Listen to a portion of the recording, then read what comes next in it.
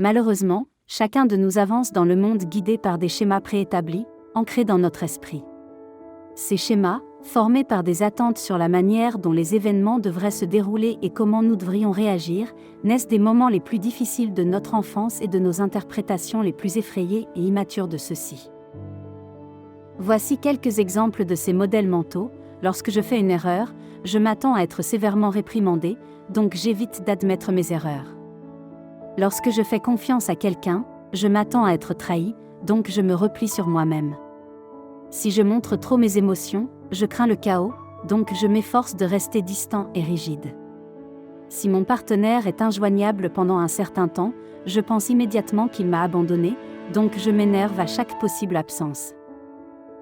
Ces modèles mentaux éclairent notre passé, mais la véritable tragédie est que, n'étant pas conscients de leur existence, nous les laissons conditionner notre avenir. Inévitablement, nous les projetons sur les situations actuelles, qui auraient pu avoir des résultats bien plus positifs. Un patron qui souligne une erreur avec gentillesse peut déclencher une réaction disproportionnée, alimentée par la peur d'une humiliation sans fin.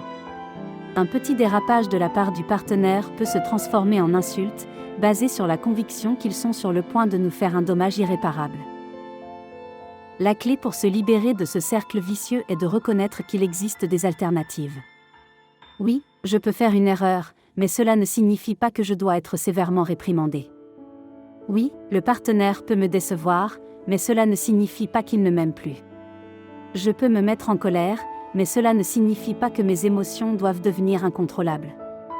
En essence, le passé ne doit pas nécessairement se répéter.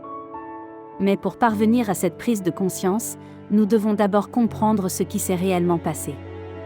Nous devons affronter le passé en complétant les phrases suivantes. Quand je fais une erreur, quand je fais confiance à quelqu'un, si je deviens trop émotif, si un partenaire est injoignable pendant un certain temps.